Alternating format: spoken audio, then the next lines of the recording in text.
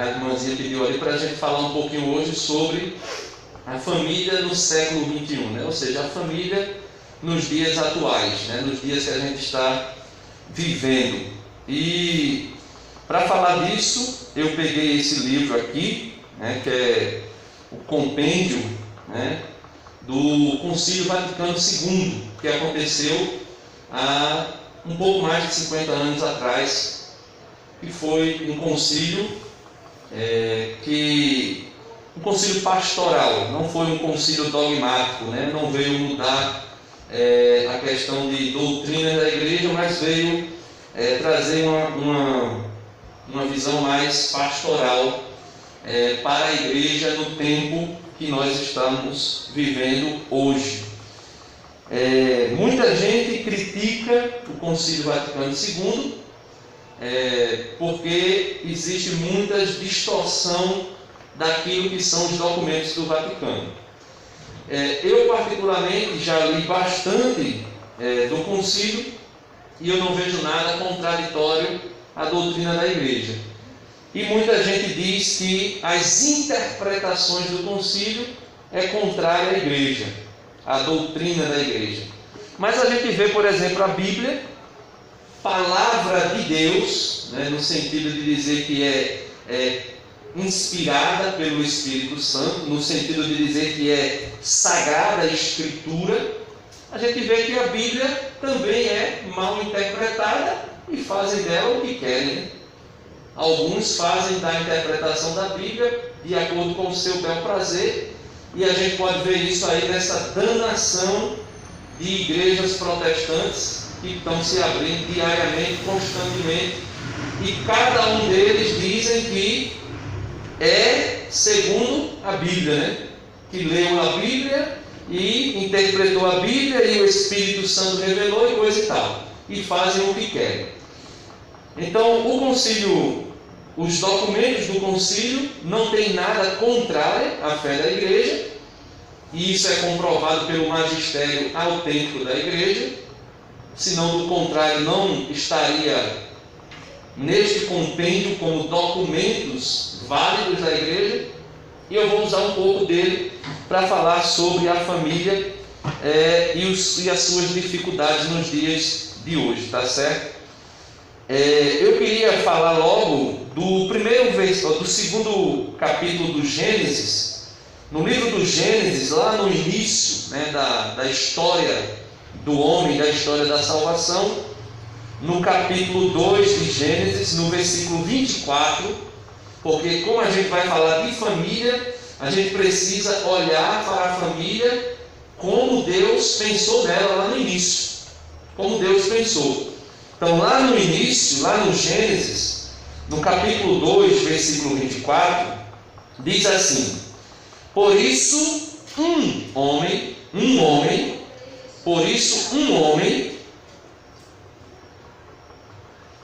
deixará seu pai e sua mãe e se unirá à sua mulher, e eles se tornarão uma só carne.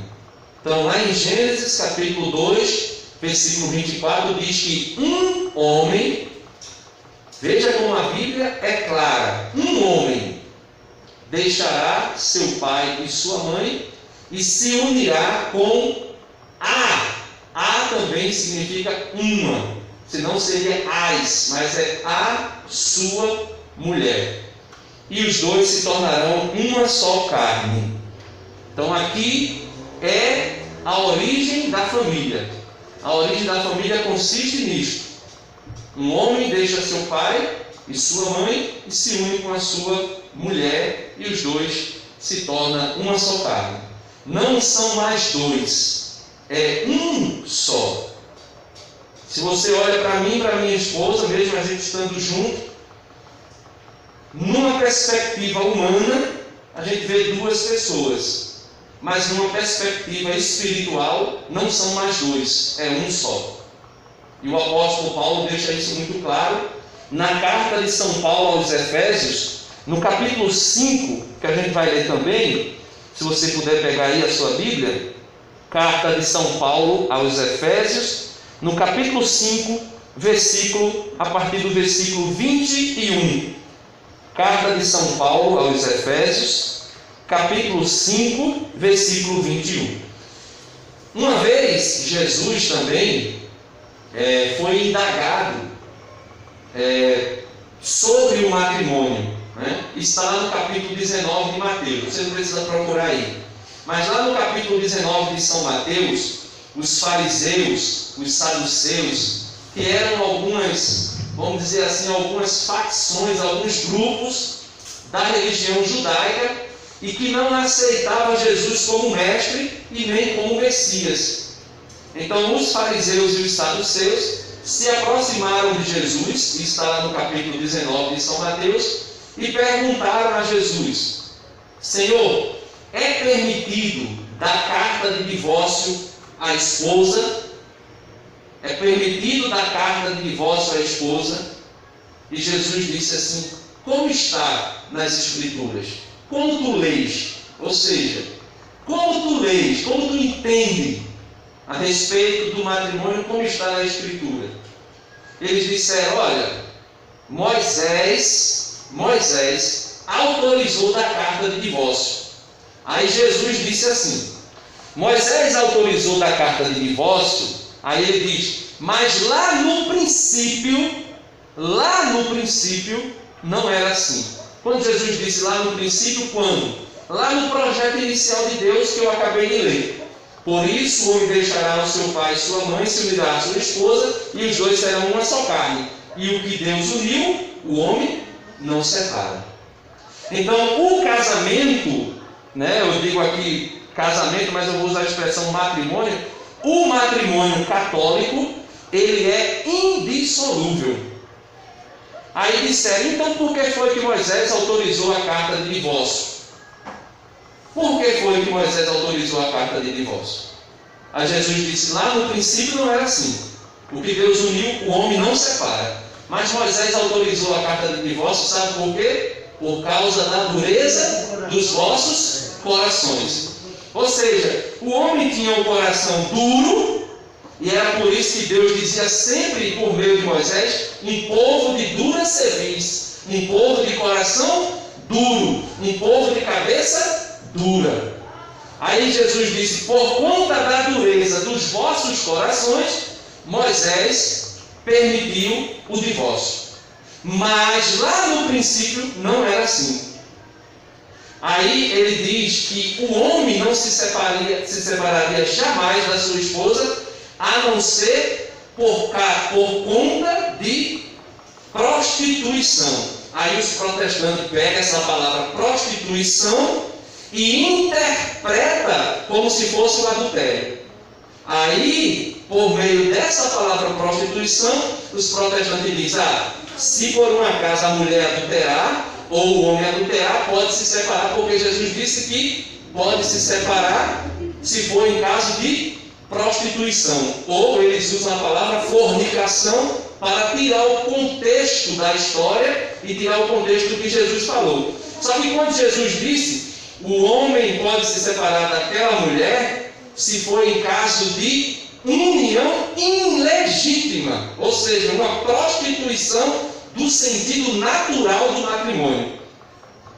E a gente pode ver que na Igreja Católica não existe divórcio, existe reconhecimento de nulidade, ou seja, um casamento que aconteceu, mas que na verdade só aconteceu aparentemente, porque existiam alguns fatos que não dava àquele matrimônio o direito, vamos dizer assim, ou a dignidade de matrimônio. Por exemplo, vou dar um exemplo só para você entender, mas são vários. De repente eu vou casar com a minha esposa, mas eu minto para a minha esposa que eu já tenho uma mulher. Já tenho uma família, aí eu minto para ela, né, omito, escondo, e eu me caso com ela na igreja. Aí quando se descobre, aí diz: esse casamento não existiu. Ou seja, um casamento que foi prostituído. Por isso Jesus disse no sentido de só pode se separar no caso de prostituição, ou seja, um casamento que no sentido natural não existiu, ele foi profanado. Está entendendo? Deu para entender? Ou, por exemplo, vamos dizer que a pessoa, eu, por exemplo, eu tenho uma doença gravíssima que me leva, por exemplo, a ser estéril. Eu sou estéril, vamos dizer assim. E eu sei disso antes de casar. A minha esposa casou desejando ser mãe. E eu sabia que eu não podia porque eu sou estéril. E enganei, escondi. Não disse isso a ela. Quando ela descobre, aí ela pode ir lá reconhecer, mediante as autoridades da igreja, que esse casamento não existiu. Aí algumas pessoas dizem, a fulana anulou o casamento. Não anulou. Ela reconheceu, ou melhor, a igreja reconheceu que aquele casamento é nulo, não existiu. E são vários os exemplos que acontecem dentro da igreja, né? Então o que é que acontece? Pega aí a sua Bíblia, como eu disse, Efésios capítulo 5, versículo 21, diz assim: sede submissos uns aos outros. É falando sobre o matrimônio, falando sobre a família, viu? A família dele caiu. Vamos lá. Versículo 21. Sede submissos uns aos outros, no temor de Cristo. Então aqui Paulo está dizendo para o casal, para a família de modo geral, serem submissos uns aos outros, no temor de Cristo. Aí ele diz, as mulheres o sejam aos seus maridos, como ao Senhor. Então as mulheres sejam submissas aos seus maridos, como são submissas ao Senhor. Porque o homem é cabeça da mulher, como Cristo é cabeça da igreja e o Salvador do corpo. Então a mulher seja submissa ao seu marido, porque ele é cabeça da mulher. Essas palavras aqui às vezes são duras, porque a gente, como a irmã disse, o matrimônio, a família, no século XXI, nesse tempo, com o empoderamento da mulher, a mulher empoderada, a mulher dona do seu próprio nariz, aí nessa perspectiva feminista, quando se ouve isso, aí a pessoa cai logo dizendo, isso é inadmissível. Mas vamos entendendo aqui, versículo 24. Como a Cristo está sujeita, ou melhor, como a igreja está sujeita a Cristo, estejam as mulheres em tudo sujeitas aos maridos. Aí você que é mulher diz, eu tenho que estar submetida ao meu marido, eu tenho que estar submetida, sujeita ao meu marido, como a igreja está sujeita a Cristo. Nessa mentalidade que o mundo tem apresentado hoje, as mulheres jamais aceitam uma palavra dessa. Mas vamos continuando aqui. Aí ele diz, e vós, maridos, amai vossas mulheres, como Cristo amou a igreja, e se entregou por ela.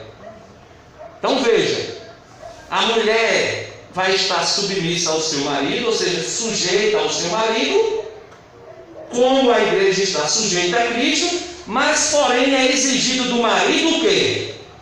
E vós, maridos, amai vossas mulheres, como Cristo amou a igreja e se entregou por ela. Cristo, amando a igreja, fez o quê? Morreu na cruz por ela. Então uma mulher sábia, que edifica a sua casa, como diz a Escritura, ela é submissa ao seu marido, porque o seu marido deve dar a vida por ela. Agora, só que infelizmente, alguns maridos nos dias atuais, ao invés de dar a vida pela mulher, tira a vida da mulher. Aí fica difícil a mulher se submeter a um homem desse, que ao invés de amá-la, ao invés de honrá-la, ao invés de sacrificar-se por ela, pelo contrário, desonra, mata e outras coisas mais.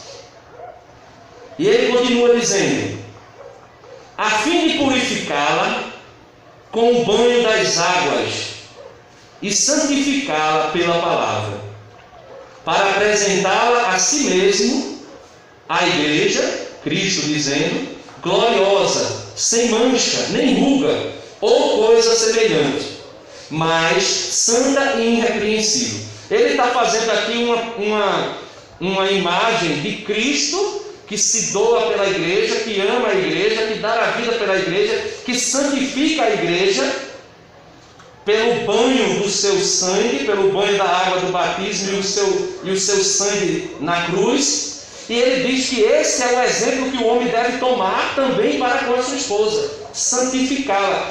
Porque o matrimônio é um sacramento do serviço, assim como o sacramento da ordem é o sacramento do serviço, para que o padre santifique a sua comunidade paroquial, alimente a sua comunidade paroquial e a leve ao céu. Assim também o marido deve alimentar a sua esposa, e aqui eu não estou falando somente no sentido temporal de alimento, comida ou bem-estar, mas eu estou falando aqui de santificação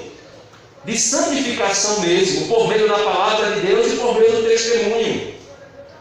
Ele disse que a gente tem que fazer isso como Cristo fez com a igreja.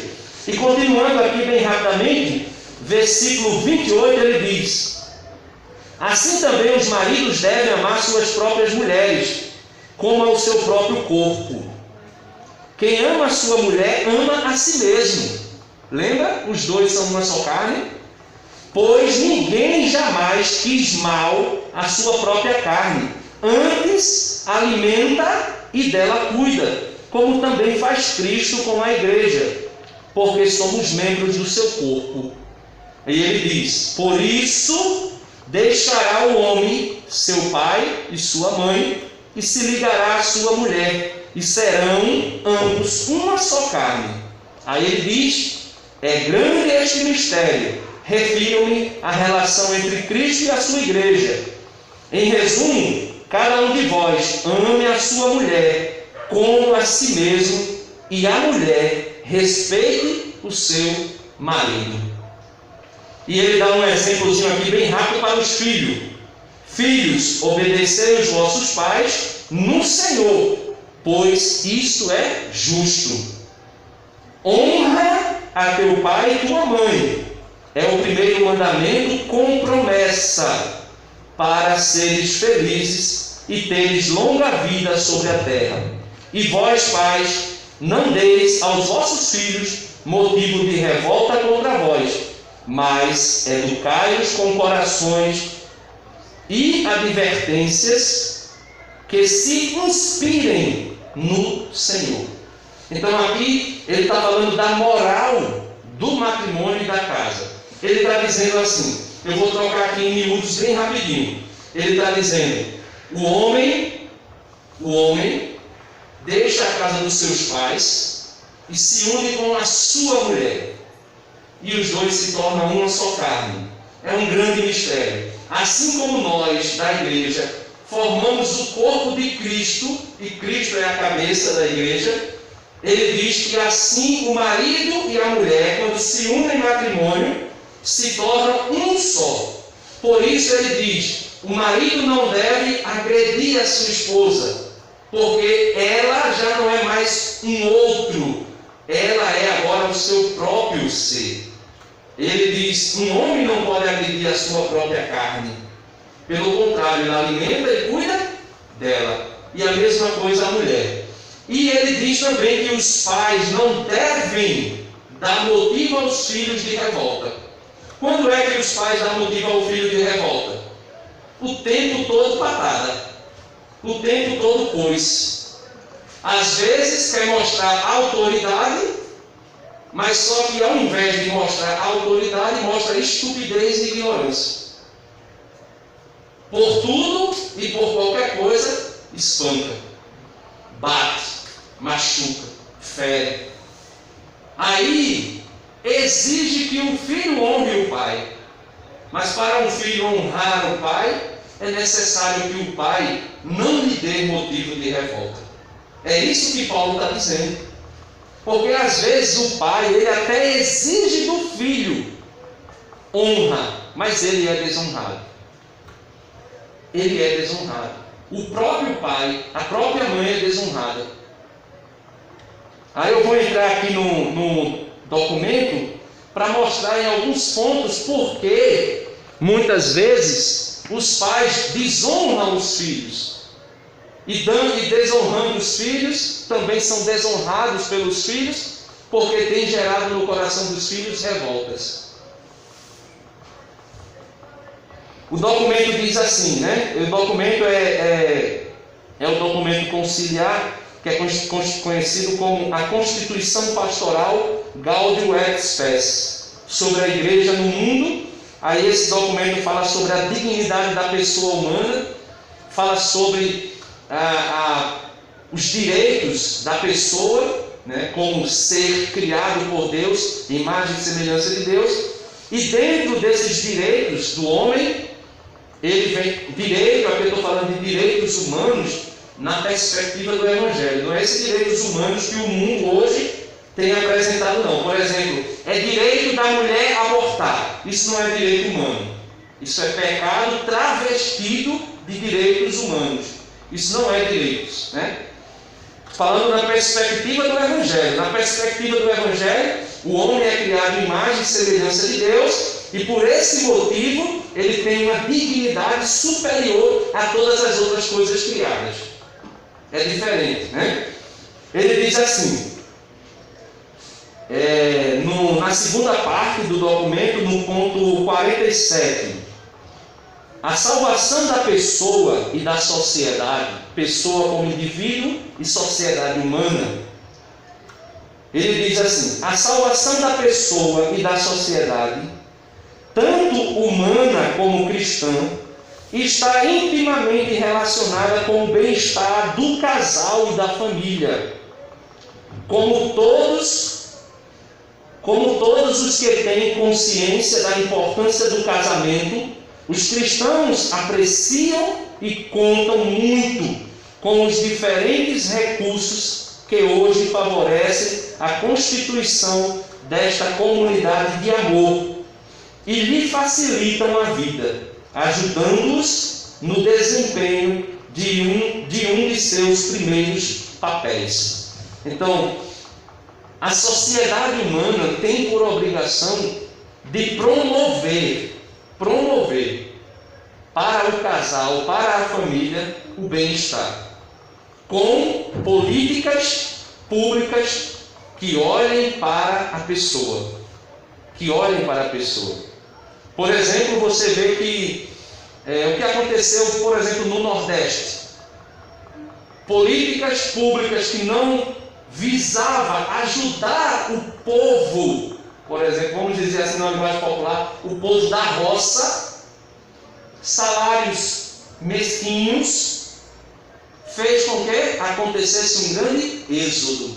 O povo saindo da zona rural, que necessitava apenas de apoio para produzirem e serem grandes, saíam da zona rural, iam para os centros urbanos. Nos centros urbanos não encontravam trabalho, os que encontravam e os que encontram, o salário é mínimo mesmo, não é mínimo porque é só o salário mínimo, mas é porque é pequenininho mesmo, e aí eles não tinham condições de criar, de educar os seus filhos.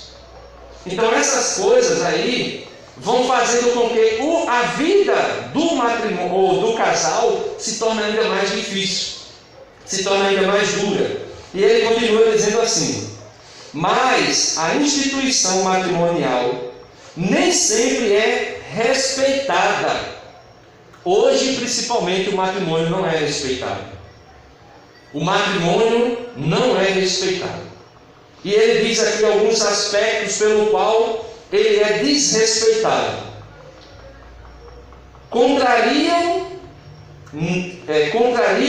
em muitos lugares. Aí ele fala a poligamia. A poligamia é um dos pontos que desrespeitam o matrimônio. O que é a poligamia? Poligamia é a união conjugal com várias pessoas. Você vê o tempo todo na televisão sendo promovido agora, usa-se uma palavra bonita, o poliamor. Já ouviu falar essa expressão? Poliamor? Poliamor é: eu sou casado com Rosemary, minha esposa, mas se eu e ela quisermos, nós podemos trazer mais um homem, ou mais uma mulher, ou mais 2 homens, e nós vamos viver juntos, todos juntos. É a chamada poligamia. Algumas pessoas até dizem assim: vocês falam disso agora, mas a Bíblia fala de Davi que teve 600 mulheres, 700 concubinas. Ali era numa perspectiva política daquela época. Por isso que eu comecei dizendo: no projeto inicial de Deus, um homem deixará os seus pais e se unirá à sua mulher. Um homem se unirá à sua mulher, né? Ah, mas por que aceitava? Isso aí é um trabalho muito grande para explicar isso, que é teologia. A gente teria que entrar no costume judaico, teria que entrar na questão política, social da época. É muito grande isso, né? Por exemplo, a poligamia que eu falei, o divórcio, né? Quem lembra das novelas de Jorge Amado, que promoveu o divórcio? No Brasil não existia divórcio, mas depois nas novelas o divórcio começou a ser promovido e até foi aceito, e o Brasil até aceitou o divórcio. Aí eu volto a dizer: divórcio no civil, que é diferente do matrimônio. O mundo pode promover o divórcio, o mundo todo pode se divorciar, mas quem é católico, se casou na igreja, matrimônio, não pode se divorciar, de jeito nenhum. De jeito nenhum, a não ser nas situações que eu falei de reconhecimento de um casamento nulo, ou mesmo que seja um matrimônio válido, né, consumado, aí a igreja permite, em alguns casos, a separação de corpos, porque senão às vezes o marido termina matando a mulher, ou a mulher termina matando o marido, não tem condição de viver junto. Mas o que é que a igreja diz? Vocês se separaram dos corpos, mas fiquem você no seu cantinho, sozinha, e você no seu cantinho sozinho, porque senão se unir com alguém, está em fornicação, está em adultério.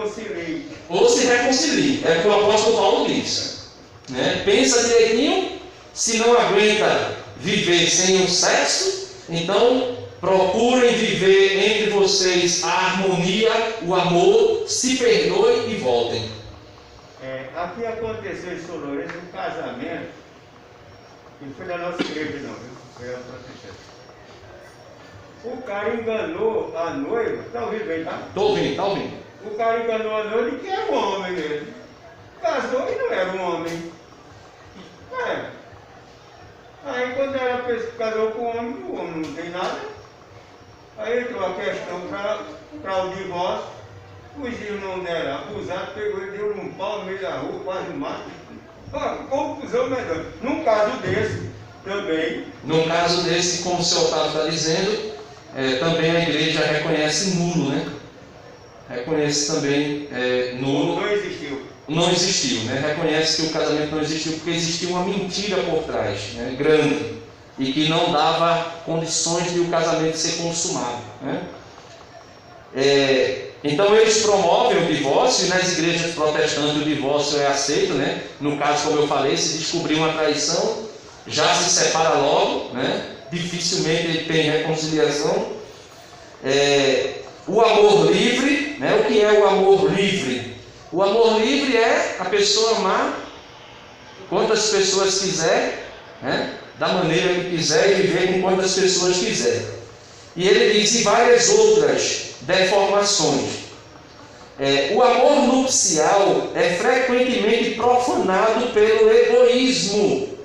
Então o que é que acontece? Às vezes o matrimônio sofre nos dias atuais porque o amor conjugal, ou seja, a prática sexual entre o casal, não é nos 2 aspectos que a igreja promove: unitivo e procriativo. É apenas prazer. Apenas prazer. Um casal que vivem fazendo com que o seu leito conjugal seja apenas um local de obter prazer.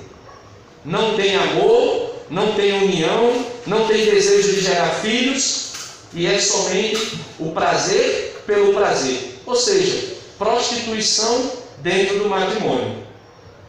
São esses os aspectos que vão agredindo o matrimônio nos dias atuais. Ele fala também pelo hedonismo. O que é o hedonismo?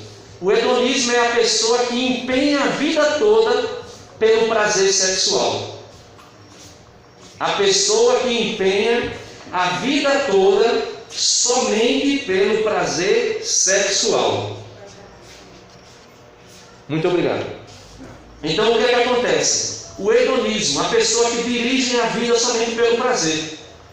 Tem pessoas que casam somente pensando em, a partir daí, ter sexo constantemente.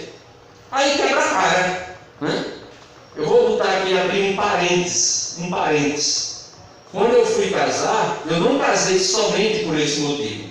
Mas quando eu fui casar e quando eu casei, depois que eu casei, eu pensei assim: agora eu posso ter relação quantas vezes eu quiser e a hora que eu quiser. A minha esposa, a gente casou. Então veja o pensamento infantil de alguém que entra no matrimônio, que é coisa séria.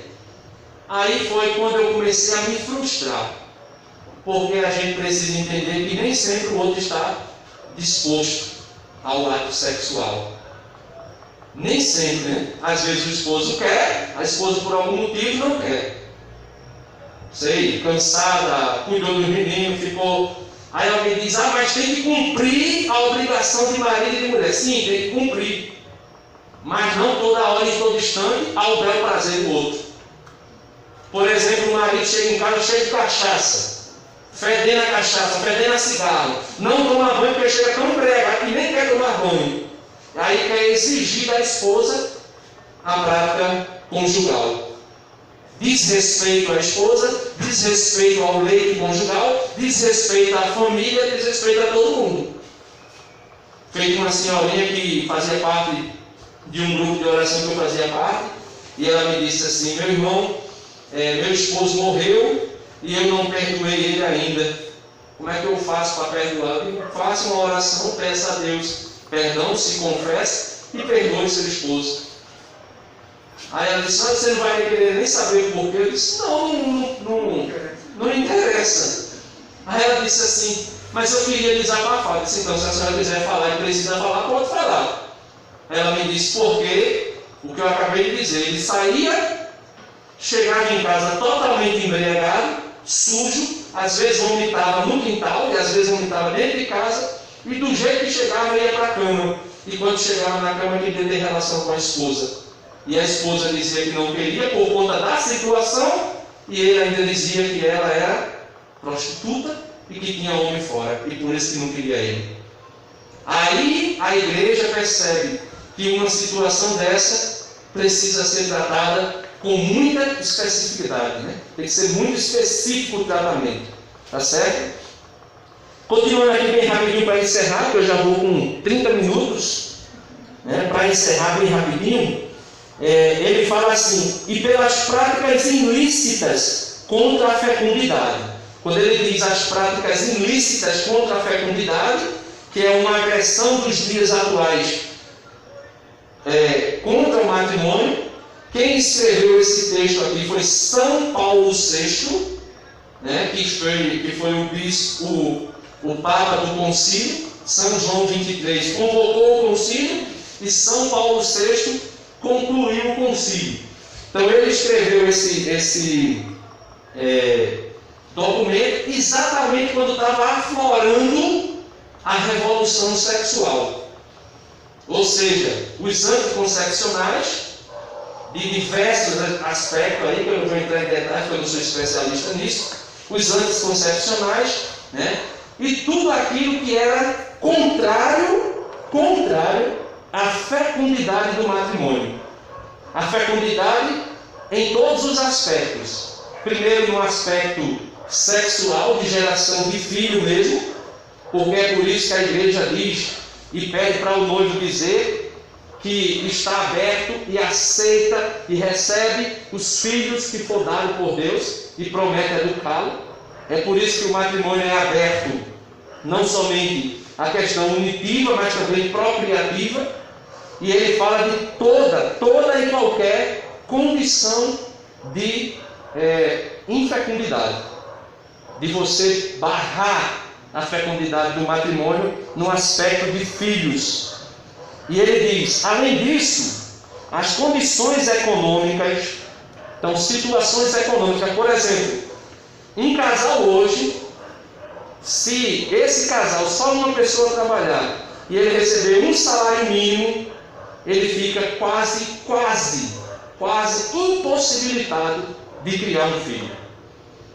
Alguém pode dizer, por quê? Porque o sistema econômico hoje faz isso. E não adianta algumas pessoas dizerem, Denis, mas não morre de fome. Sim, não morre de fome porque outras pessoas vão ajudar. Porque senão morre de fome. Porque se você pegar um salário mínimo hoje, você não consegue fazer absolutamente nada. Por quê? Porque a situação econômica hoje, ela sufoca o matrimônio. E é isso que está sendo dito aqui. As condições econômicas agridem a família. Por quê? Porque se exige escola, você tem que pagar energia, você tem que pagar água, você tem que pagar gás, você tem que fazer feira, você tem que pagar todas as roupas, material. As condições são mínimas. Aluguel às vezes aluguel. As condições são mínimas. Então esse grito aqui é profético. Tem que se olhar políticas públicas, econômicas, que possam possibilitar a dignidade do casal, a dignidade da família. Porque senão não tem como, né? Antigamente a pessoa vivia na roça, plantava e colhia, às vezes criava 10, 15, 14 filhos, né? Feito meu avô teve 11, meu tio teve 15, né?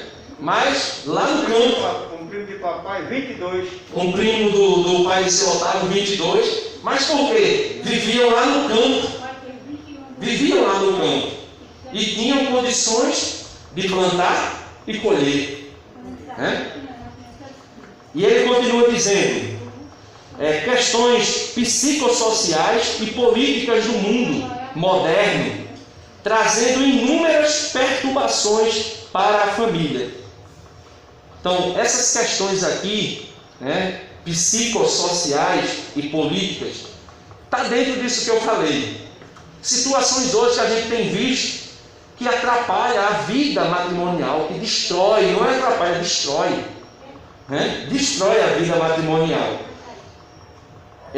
Aqui, cadê? Em certas regiões da Terra, o problema demográfico causa enormes preocupações. A questão demográfica, aí entra tudo, tá certo? Entra a questão do êxodo, entra a questão das mudanças, a questão do ambiente, aquilo que eu já falei de pessoas do interior que são obrigadas a vir para a cidade, na cidade vão morar dentro de grandes favelas.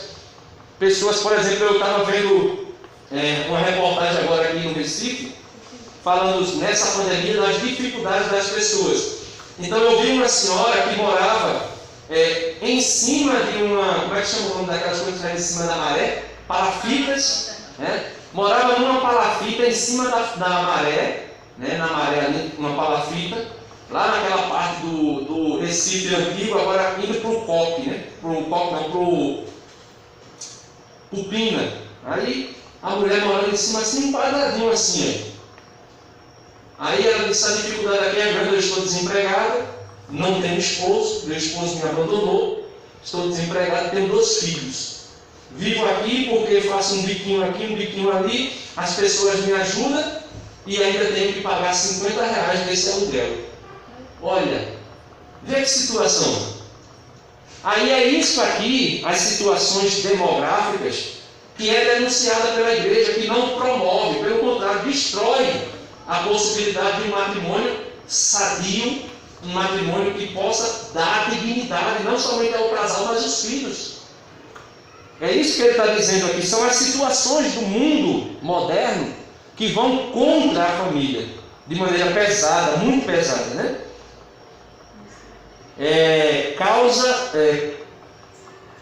As consciências sofrem com tudo isso.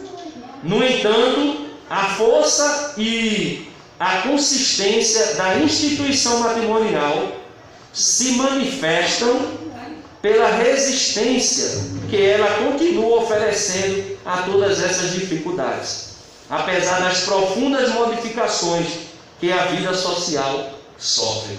Então, o matrimônio continua ainda lutando contra todo o sistema. Todo o sistema. O que é que o sistema diz hoje? Você não pode ter mais de um filho. Se você tiver mais de um filho, você não tem condição de educar. Você não tem condição disso ou daquilo outro.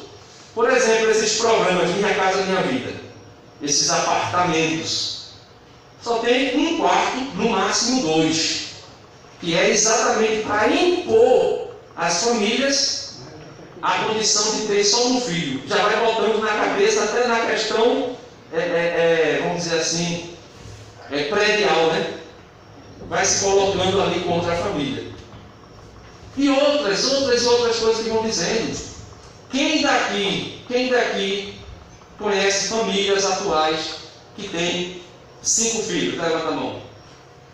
Família atual que tem 5 filhos. Não estou falando das famílias tipo, por exemplo, meu pai, meu avô, não. Estou falando agora, atual, dessa geração que a gente está vivendo.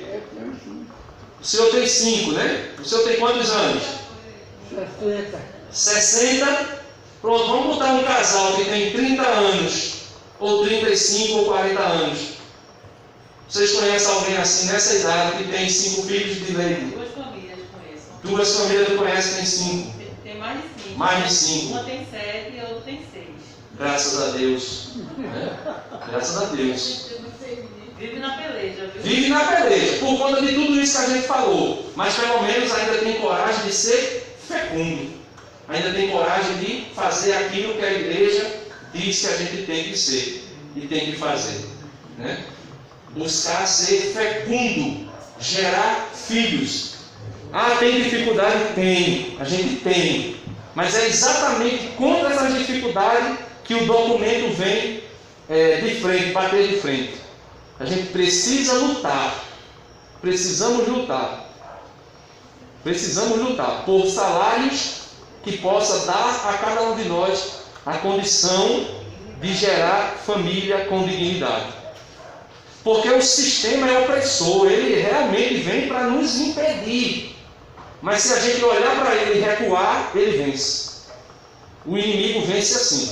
Por exemplo, uma família católica, e aqui quem assiste me perdoe se você assiste, mas uma família católica jamais poderia assistir um programa como o Big Brother Brasil. Uma família católica que ama Jesus, que ama a igreja, jamais poderia assistir Big Brother Brasil. Jamais. Uma família que ama Jesus, que ama a igreja, jamais poderia assistir o Papel da Cinderela, por exemplo. Uma família que ama Jesus e que ama a igreja, jamais poderia assistir a Turma do Bar. Porque são programas que estão aí constantemente destruindo a família. Família católica, assistir novela. As pessoas dizem, isso é muito radical. Essa semana eu estava conversando com uma pessoa que disse assim, veja, seu Otávio até disse assim, seu Otávio, quando eu cheguei aqui, seu Otávio disse assim, aí foi ministro, né, extraordinário da Sagrada Comunhão, né, fez aqui as liturgias muitas vezes, e pode ser um futuro diácono, um bom diácono, o senhor Otávio disse, né? Pela misericórdia, se Deus assim me chamar mesmo, e Ele tem chamado, eu estou precisando somente tomar a decisão, né? Mas essa semana eu estava conversando com uma pessoa que disse assim, olha, aqui na capela, quando tu vinha fazer a liturgia da palavra, quando os padres não podiam vir, pessoas disseram que graças a Deus que tu não vem mais. Aí eu disse, por quê, mano? Eita. Eu disse, por quê, fulana? Ele foi sem querer. Por que, fulana? Não, porque tu fala um bocado de coisa e as pessoas dizem que essas coisas aí, tipo, por exemplo, eu sempre falei que um casal, uma família, um cristão católico não pode estar perdendo tempo com novela, não pode perder tempo com Big Brother, não pode perder tempo, por exemplo, com Malhação, que é o playground de Satanás para as crianças e os adolescentes. Aí disseram, não, porque você fala contra isso. Ah, eu disse, então está certo. Não quer dizer que as pessoas querem ser da igreja e ser do mundo ao mesmo tempo. A gente não pode. Por quê? Se você pega um programa feito do Big Brother, só ensina o quê? Homoafetividade, né? Homem com homem, mulher com mulher, destruição da família, profanação do corpo, feitiçaria, prostituição. As novelas a mesma coisa. E eu vou dizer aqui, viu, gente? A gente fala muito da novela da Globo. Mas eu queria dizer a você que tem um mal que é gerado nas famílias maior do que as novelas da Globo, que é as novelas do doutor Edir Macedo. As novelas da Record, aquelas novelinhas bíblicas da Record, que agora disseram que começou uma, que é de Gênesis ou é de Noé, não sei o que lá. Essas aí são piores do que a da Globo. Porque as da Globo, eu não estou defendendo a da Globo, não estou dizendo que vai assistir a da Globo. Estou dizendo que a da Globo é escancarada. E a gente que conhece a verdade já percebe que não tem jeito. Mas essas do Edir Macedo é pior ainda. Porque pega a Bíblia e distorce a Bíblia. A última que fizeram botar a Nossa Senhora com 7 filhos. 7 filhos. Nossa Senhora, em vez de ser casta, imaculada, santa, virgem, antes, durante e depois do parto, se tornou uma mulher profana. Uma mulher como eles interpretam na Bíblia, uma mulher qualquer. Uma mulher qualquer. Não que gerar muitos filhos seja uma mulher qualquer, no sentido de dizer como eles dizem. Mas eles colocaram Nossa Senhora como se Nossa Senhora tivesse tido um monte de filhos. E tem deles que dá vários homens para ela.